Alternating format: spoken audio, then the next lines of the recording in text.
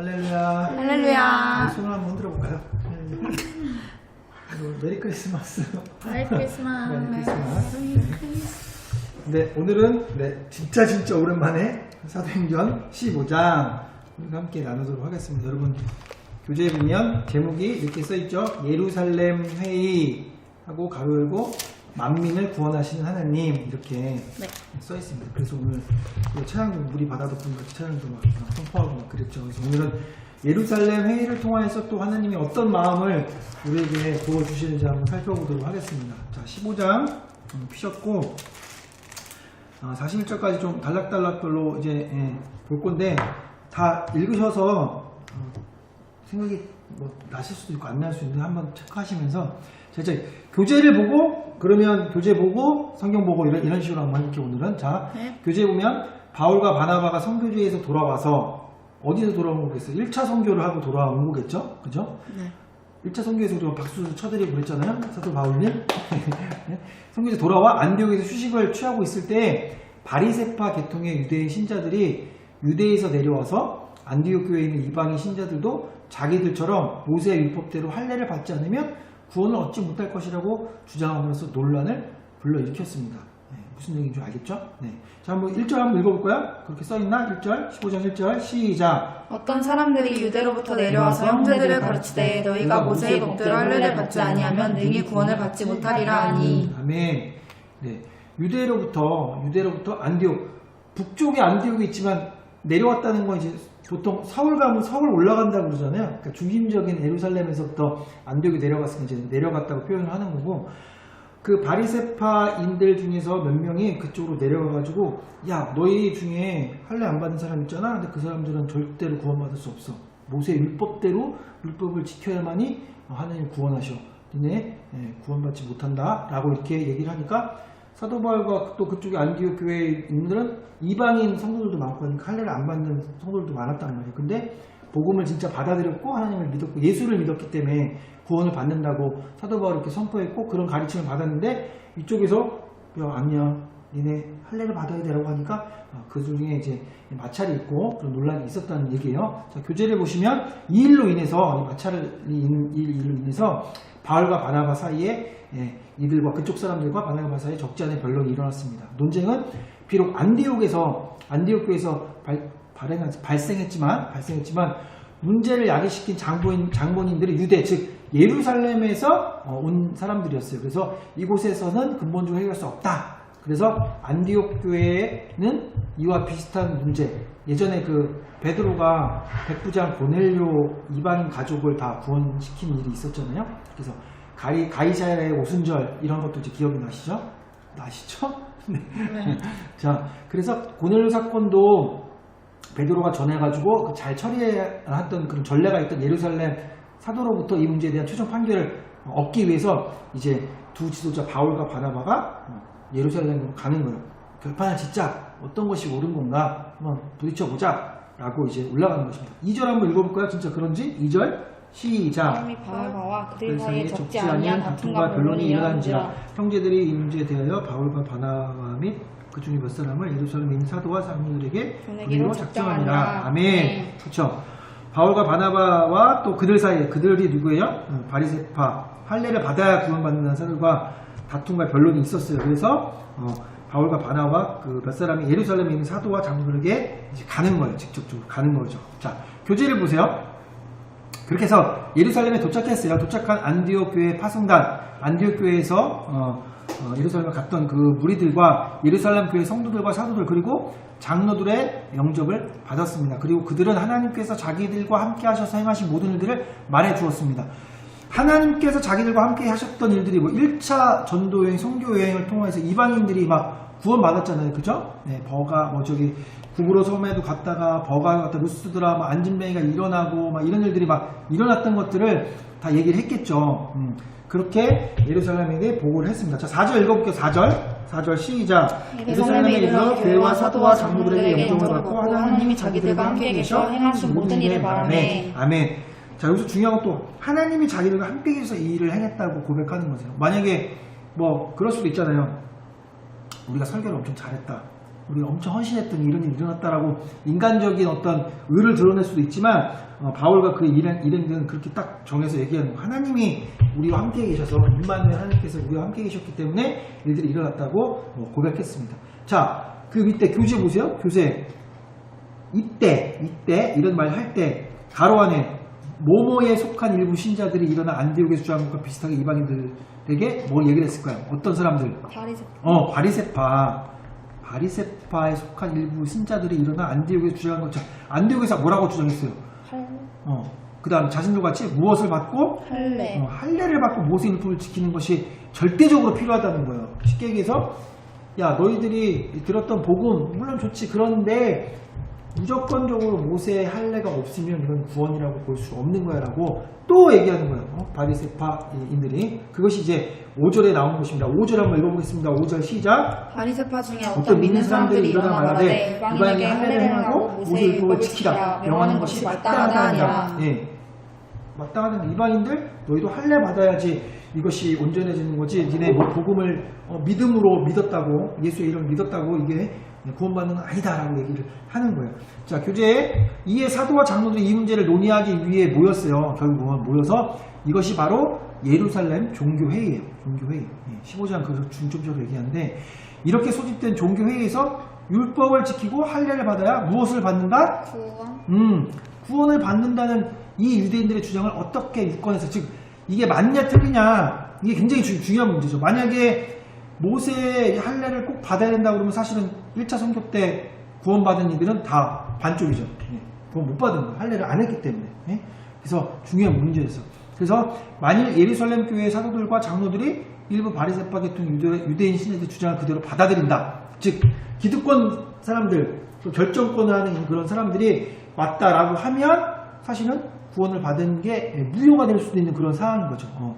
그렇기 때문에 바울과 바나바가 지금까지 증거한 복음이 하자가 있는 반적 복음이요 불완전한 복음으로 낙인 찍히고 많은 그런 순간이 굉장히 중요한 회의인 것이죠. 그죠? 자, 그래서 회의는 크게 세 달락으로 지금 나누어져 있는데 그걸 이제 한 달 한 달씩 볼 거예요. 첫 번째는 회의는 크게 6절부터 11절까지는 베드로가 설교하는 것입니다. 베드로가 이미 고넬료를 통하여서 이방인에게 하나님께서 구원을 이루신 것들에 대한 것들 내용들을 정리할 것이고 그 다음에 바울과 바나바가 12절에는 우리가 1차 선교회를 통하여서 직접 경험했다. 하나님의 임재를 하나님의 복음에 전파되는 것을. 그리고 마지막으로 야고보 예루살렘 교회 지금 수장이거든요. 대빵이요.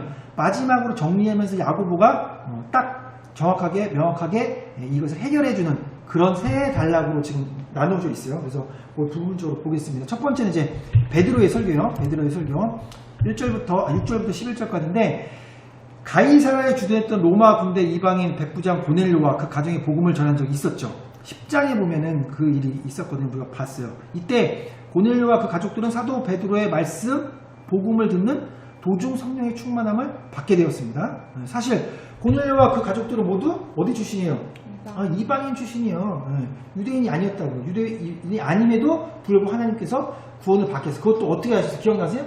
베드로의 환상의 꿈에 하나님께서 직접 계시하셔가지고 그 발 이렇게 달린 이런 이상한 음식들 먹으라 하면서 하나님께서 본격적으로 이방인에게도 복음을 전하겠다는 것들을 베드로에게 직접 명령하셔서 그 일을 하셨던 거예요. 그것들을 베드로가 이제 얘기를 쭉 하는 내용들이 이제 나오는 거예요. 그러기에 하나님께서 이들 이방인의 성령을 내려주셨다는 것은 구원이 결코 무엇과는 상관이 없다? 할례와는 상관이 없다. 행위적인 믿음과 행위적인 걸로서는 구원을 이룰 수 없다는 것이요. 아무 상관이 없음을 보여주는 분명한 결정적인 증거가 된다. 이렇게 얘기를 하고 있습니다. 이 첫 번째에서는 우리 한 절만 읽어볼게요. 우리 9절만 한번 읽어볼게요. 15장 9절. 시작. 믿음으로 그들의 마음을 깨끗이 하사 그들이나 우리나 차별하지 아니하셨느니라. 아멘. 하나님께서 보는 것은 중심이고 믿음의 고백이고 정말 이제는 내가 죽고 예수로 살고 내가 십자가의 모든 것을 못 받고 주님을 따르기로 한 그 결정과 그 믿음의 고백이 중요한 것이지 행위적인 것이 아니다. 그리고 차별하지 않는다. 만민을 향한 하나님의 계획들, 피부색이 어떻든 국가가 어떻든 민족이 어떻든 배웠든 못 배웠든 가난하든 부자든 아프든 질병이 있든 똑같이 하나님의 복음은 하나님의 은혜는 똑같다는 것입니다.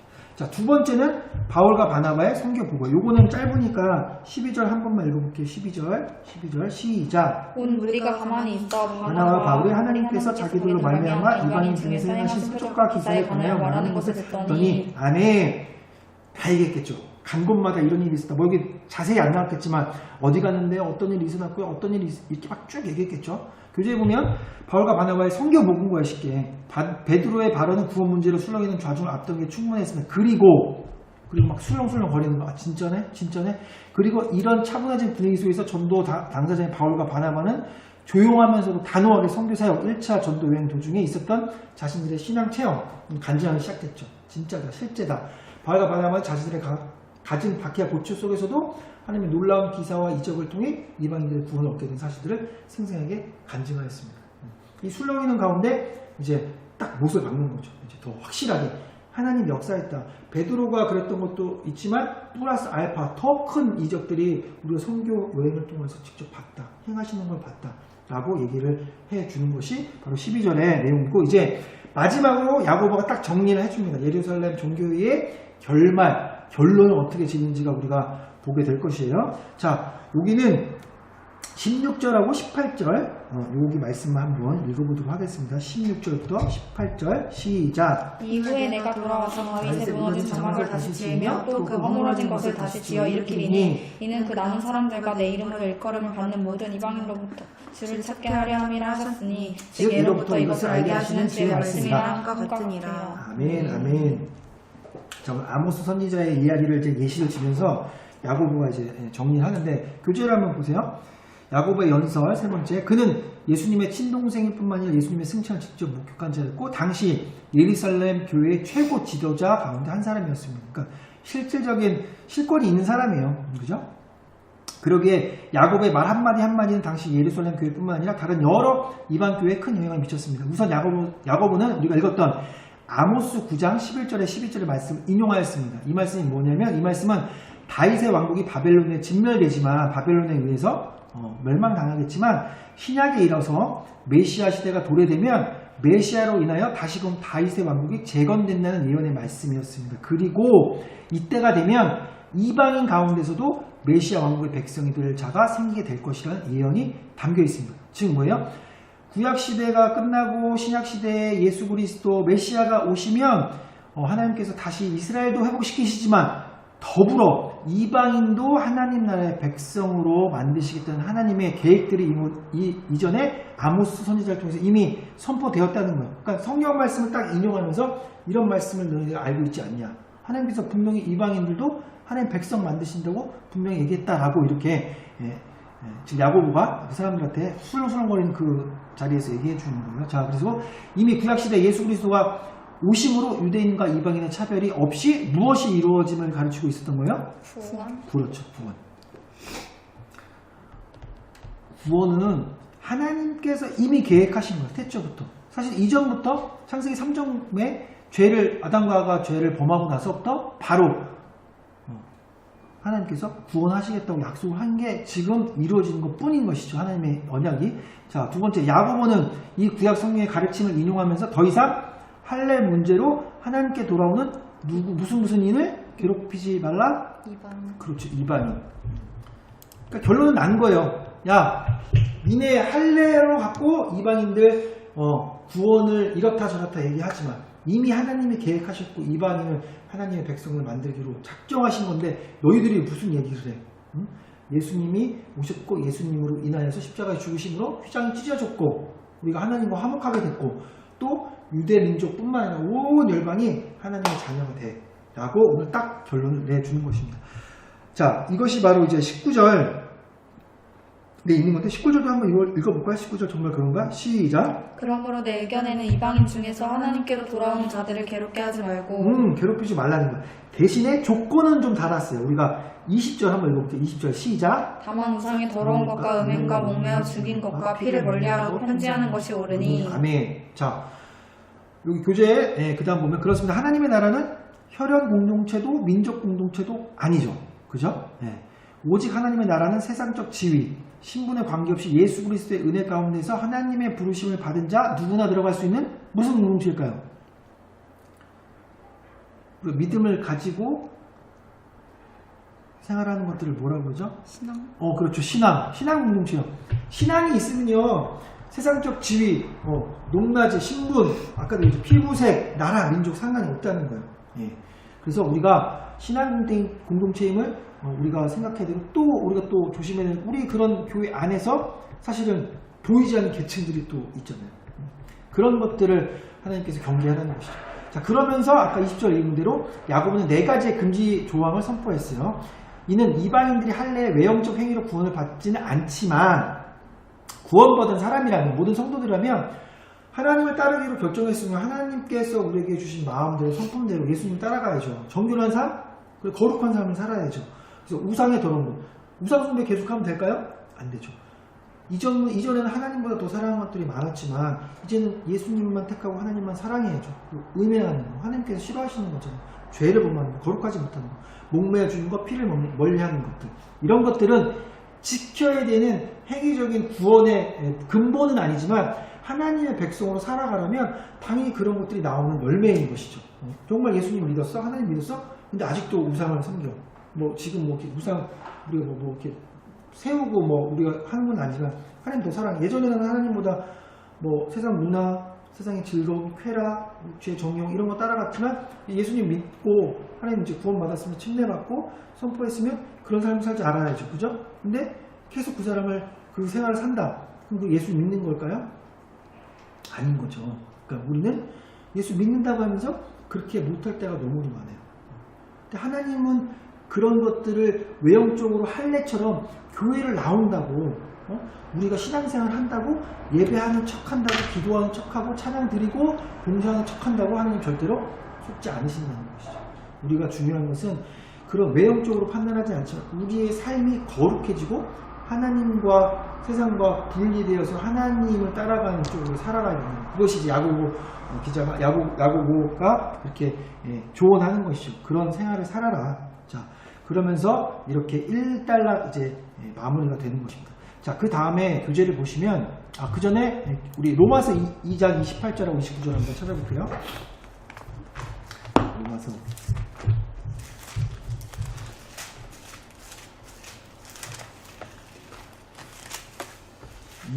2장 28절 29절 22장이요? 아니 로마서 2장 네. 2장 28절부터 29절.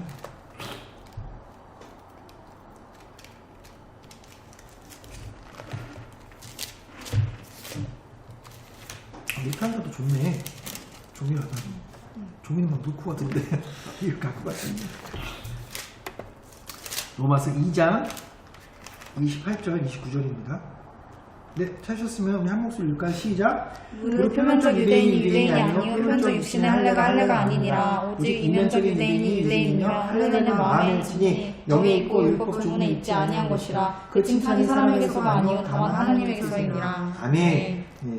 사도 바울이 얘기하잖아요. 무릇 표면적 유대인, 겉으로 신앙인, 겉으로 교회 다니는 그리스도인들이, 크리스찬이 중요한 게 아니라는 거예요. 표면적 육신의 할례가 아니면 나 교회 다녀, 나 오늘 예배 드리고 왔어, 이게 중요한 게 아니라 오직 이면적인 유대인이 유대인이며, 이면적 내 안에, 그죠? 할례 마음에 한 사람들, 마음에 하나님을 받아들인 사람, 성령이 운행하시는 그런 하나님의 사람들, 이것이 바로 영의 그 율법 조문에 있지 않은, 외형적인 것에 있지 않은 그런 자들이 하나님께서 칭찬하는 사람이에요. 하나님께서.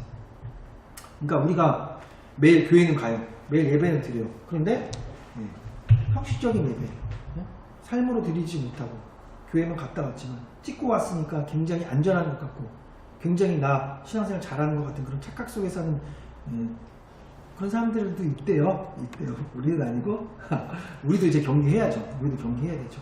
우리 지금 여기서 찬양하고 사역하고 한다고 해서 뭔가 또 다른 사람보다 위에 있고 그런 것이 아니라 정말 그럴수록 더 낮아지고 하나님 말씀 가운데 순종하며 또 우리가 거룩한 삶을 살려고 노력해야죠. 그게 진정한 그리스도죠. 그게 바로 마음의 할례를 받은 사람들. 내 내면이 중요한. 겉으로 십자가 먹고 이렇게 하고 다닌다고 예수 믿는 게 아니라 내 마음에 십자가가 있어야 된다는 것이죠. 한 장 더 찾아볼까요? 히브리서 10장 22절.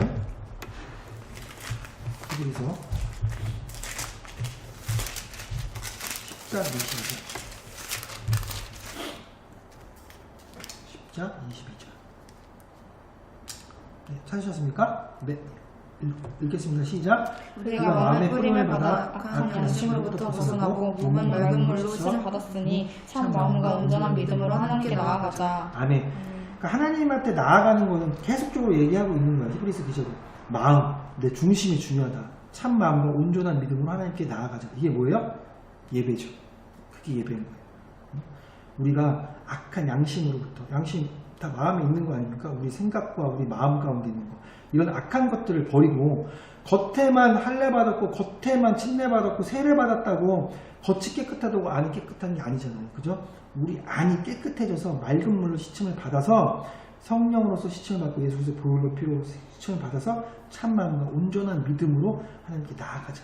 이것이 바로 예배고 그것이 바로 예배자의 삶이다 라고 오늘 성경이 말해주고 있습니다. 자, 교재를 다시 한번 보십시오. 자, 다시 사도행전으로 돌아오시고요. 15장 이렇게 해서 딱 결론이 야고보가 딱 얘기하니까 끝나버린 거예요. 딱 그래 이렇게 하자 정리가 딱 되죠. 자, 예루살렘 회의로 인해 안디옥 교회 문제는 일단락 맺게 되었어요. 그러나 안디옥 교회 성도들은 마음의 상처를 받았을까요? 안 받았을까요? 받았겠죠. 우리 교회에 많은 상처가 아마 있었을 거예요. 이런 사실을 익히 잘 알고 있던 예루살렘 교회는 유다와 신라를 통하여 권면하고 위로하게 됩니다.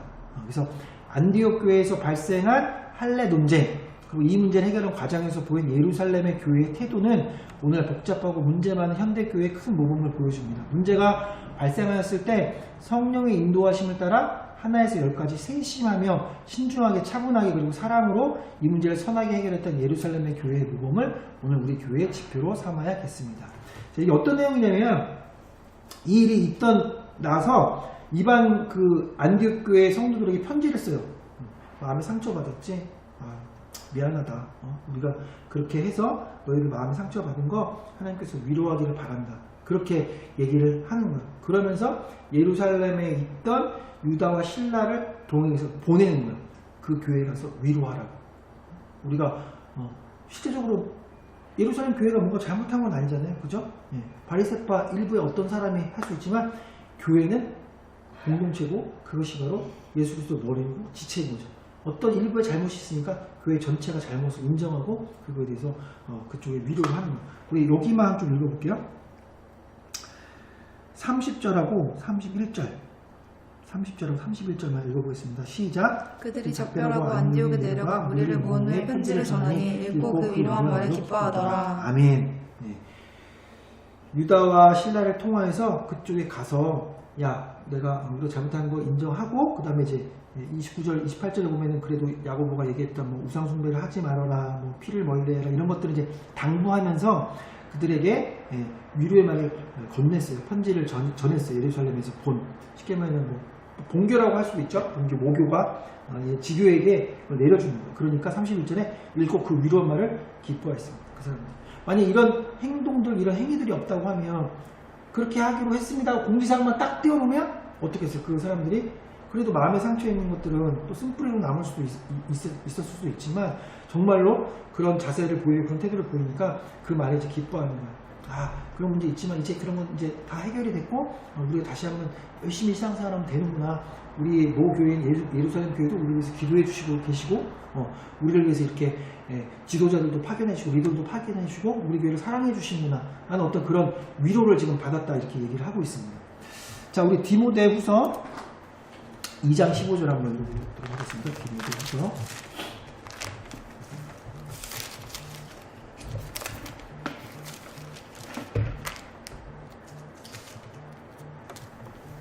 2장 15절. 네, 실수면 시작. 너는 진리의 말씀을 옳게 분별하며 부끄러울 것이 없는 일꾼으로 인정된 자로 자신을 하나님 앞에 드리기를 힘쓰라. 아멘. 진리의 말씀 앞에 옳게 분별해야 되는 거죠. 이런 문제들이 있을 때 정말로 우리가 진리의 말씀을 분별할 줄 알아야 돼요.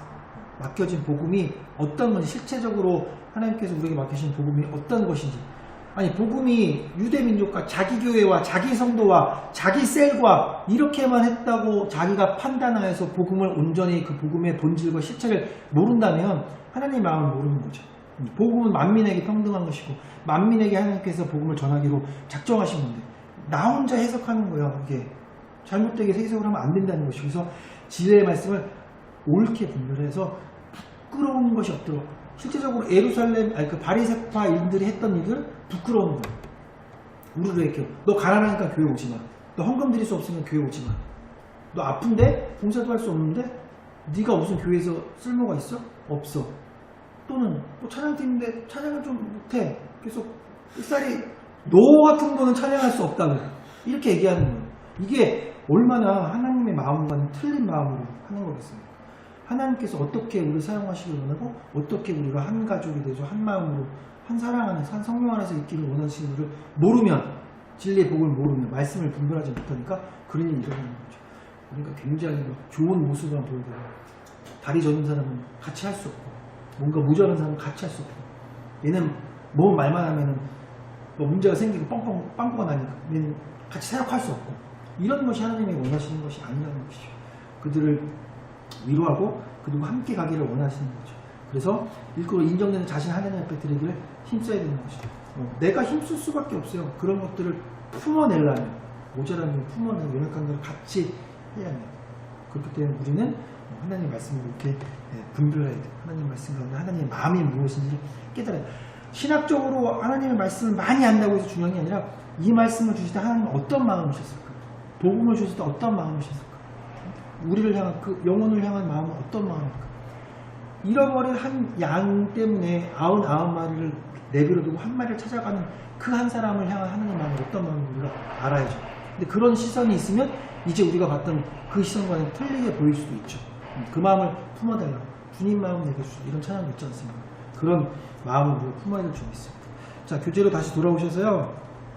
이제 1차 선교를 다녀온 지, 그리고 예루살렘 뭐 회의가 있고 한 1년 정도 가까이 흘렀대요. 근데 바울과 그다음에 바나바는 자신들이 1차 선교 때 이제 돌아봤던 그 지역을 다시 한번 방문하고 싶은 마음이 들었어요. 궁금하겠죠? 형제들이 어떻게 지내고 있는지, 정말 믿음생활, 신앙생활 잘하고 있는지, 아니면 혹시 또 이방인들이나 아니면 다른 어떤 이단들의 어떤 공격을 받지는 않은지, 그게 궁금해서 다시 이제 그쪽을 한번 돌아보면 어떨까라는 그런 생각들을 이제 하게 됐죠. 36절입니다. 36절 한번 읽겠습니다. 36절 시작. 다시 사도행전 15장 돌아오셔서요. 네, 36절 한번 읽겠습니다. 시작. 며칠 후에 바울이 바나바더로 말하되 우리가 주의 말씀을 전한 각 성으로 다시 가서 형제들의 어떠한가 방문하자 하고. 아멘. 네, 며칠 후에 바울이 바나바더로 말하되 우리가 주의 말씀을 전한 각 성으로 다시 가서 형제들이 어떠한가 방문하자 하고. 그 사도 바울이 어떤 마음일까요? 정말 그들 정말 사랑하는 마음이 있지 않았을까라는 생각이 듭니다. 얼마나 사랑했으면, 사실 저 같으면 거기 갔다가 죽을 뻔한 게 몇 번이고 얻어 터지고 돌에 맞고 이런 게 얼마나 그 생각이 전 날 것 같아서 또 가잖아 그 고생인데 그 산맥을 넘어서 또 추위와 그 거기를 뚫고 가? 쉽지 않을 것 같아. 근데 얼마나 사도 바울은 그 마음 가운데 그 지체를 사랑하는 마음이 있었을까라는 생각이 들어요. 우리는 정말 그런 사랑하는 마음이 있는지. 이제 저도 이제 많은 학생들을 이렇게 졸업도 시키고 뭐 하지만 사실 굉장히 궁금해할 수도 있지만 어느 순간에는 다시는 돌아가고 싶지 않다, 너무 힘들었다 이런 생각도 들면서 정말 사도 바울은 그런 죽음의 상황 가운데서도 그 지체들을 향한 마음이 대단하구나, 그 열정, 그 부심이 엄청나구나 라는 것을 조금 느끼게 되는 구절인 것 같아요. 그래서 죽음을 무릅쓰고 이제 갈 준비를 합니다. 자, 볼게요. 자, 근데 바울의 제안에 바나바는 이제 긍정적으로 받아들였어요. 오케이, 갑시다. 근데 하지만 한 가지 걸림돌이 있었대요. 그것은 전번 선교 여행 때 선교지를 무단 이탈하였던 누구였죠? 기억나세요? 마가 요한. 마가 요한이 결정적인 걸림돌이 된 거예요. 그래서 바나바는 이번에도 마가를 데려가야 된다는 거예요. 마가 같이 가자. 37절 읽어볼까요? 37절 시작. 바나바는 마가라는 요한도 데리고 가자고 하나. 데리고 가자는 거예요. 그런데 우리 바울 형님은 안 된다는 거야. 자, 바나바는 이번에도 마가를 데려가야 주장했죠. 근데 그는 위로의 아들에게 마가에게 한 번 더 기회를 주고 싶었던 거예요. 얘가 그때는 좀 연약하고 나약해서 다시 돌아갈 수밖에 없었지 한 번 더 기회를 주면 안 될까 이런 마음이 있어요. 게다가 마가는 함께 사역하기 위해서 예루살렘에서 데려온 그의 사촌 동생이었거든요.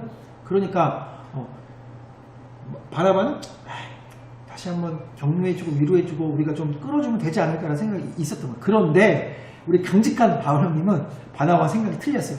그는 영혼의 생사가 왔다 갔다 하는 긴박한 선교 현장에서 철부지처럼 나 하기 싫으면 가고 힘들면 안 하고 도중에 안 해버리고 제멋대로 하는 역배움과 같은 마가를 또다시 대동하는 모험을 강요하고 싶지 않다.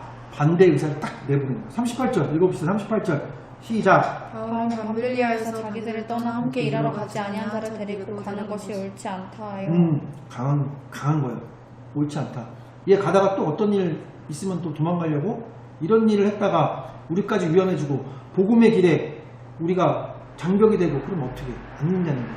자, 이와 같은 형격한 견해 차이로 인해 결국 바울과 바나바는 갈라집니다. 헤어지게 되는 것입니다. 그래서 바나바는 마가를 데리고요 자신의 고향 구브로 섬 1차 선교 때 맨 처음에 갔던 구브로 섬 글로 갔고 유능한 선배 사역자 바나바를 잃은 바울은 새 파트너로 누구를 선택했을까요? 혹시 아까 혹시 안디옥으로 같이 위로를 전했던 사람 중에 있어요. 유다와 또 누가 한 사람 갔다고 그러죠. 아까 그 편지를 들고 27절에 있어요. 27절 네 찾아보는 거 그래요. 네, 신라랑 같이 두 번째 선교를 떠나요. 이제 읽을 거예요. 읽을 거예요. 네. 자, 39절하고 40절 한번 읽어볼게요. 39절, 40절 시작. 39절하고 40절 시작. 서로 심히 다투어 피차 갈라서니 바나바는 마가를 데리고 배 타고 구브로로 가고 바울은 신라를 택한 후에 형제들에게 주의 은혜에 부탁함 받고 떠나. 예, 이제 나눠집니다. 완전히 나눠졌죠. 자, 바울과 바나바 같은 믿음의 거장들이 마가 요한의 문제 때문에 서로 등을 돌리고 갈라서는 모습을 바라보면서 우리 신앙인들은 우리 후배들은 안타깝죠. 아니 다 같이 가면 얼마나 시너지가 많이 날까, 그죠? 얼마나 더 큰일이 일어날까. 그런데 하지만 하나님께서는 이 비극적인 우리의 육신의 눈으로 봤을 때 우리 믿음의 후배들이 봤을 때 참 안타깝다 이런 상황 가운데서도 하나님은 하나님의 일을 진행하고 계시는 거예요. 하나님께서는 이 비극적인 일조차 합력하여 선을 이루게 하시는 거죠. 더 좋게 만드시는 거예요. 하나님께서 이런 불미스러운 형태를 이제 우리 인간적으로 보이겠지만 하나님께서 오히려 두 개의 선교팀을 만드시는 거예요. A팀, B팀. 그것도 한 사람씩 더 붙여서 이쪽은 마가, 이쪽은 신라 해서 이렇게 두세 사람밖에 안 됐던 팀이 두 개로 나눠지면서 더 강력한 선교팀 두 팀이 탄생하게 되는 것입니다. 자, 또한 이 일을 통해서요. 또한 넘어져 있는 마가를 이렇게 세우셔서 복음의 일꾼으로 사용하셨어요. 그것은 나중에 이제 마가 이런 변화에 대해서는 바나바와 심히 다투었던 바울이 직접 디모데후서 4장 11절에 이렇게 얘기하는 교재를 한번 읽어볼까요? 디모데후서 4장 11절 내가 올 때에 여기 한번 읽어볼게요. 시작. 내가 올 때 마가를 데리고 오라. 그가 나의 일에 유익하니라. 아멘. 예. 로마에 잡혀있는 그 상황 가운데 마가를 데려오는 그가 나의 일에 자기의 마지막 그 복음의 사역 가운데 마가가 유익하다는 거예요. 그러면 지금 처음에 그때랑 지금은 마가가 많이 변했다는 거겠죠. 마가가 더 온전히 세워졌고 사도 바울의 그 복음의 역할에 대해서 유익할 만큼 어떤 믿음적으로나 신앙적으로 그 다음에 사역적으로도 힘이 되는 어떤 마가가 됐다는 것이죠.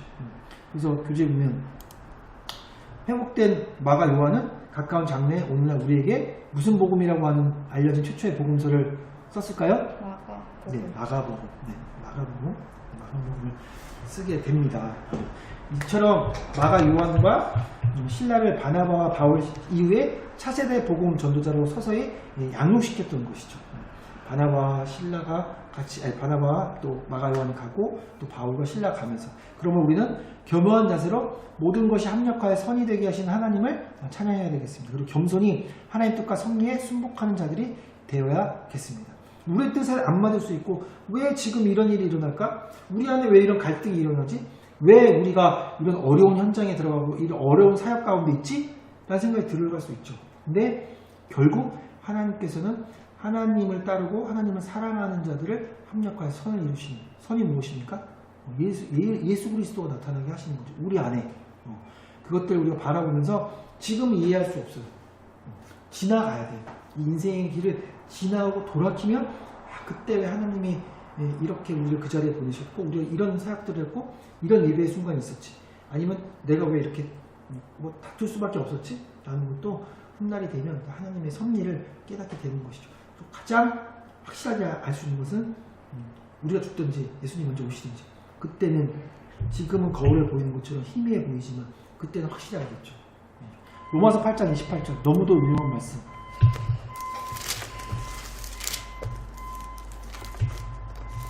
외우셔야 돼요. 로마서 8장 28절은. 네, 한 목소리 읽겠습니다. 시작. 우리가 알거니와 하나님을 사랑하는 자 곧 그의 뜻대로 부르심을 입은 자들에게는 모든 것이 협력하여 선을 이루느니라. 아멘. 아멘.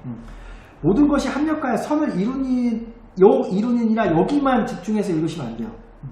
우리가 알거니와 하나님을 사랑하는 자. 우선 하나님을 사랑해야 돼요. 첫 번째 조건은 그거예요.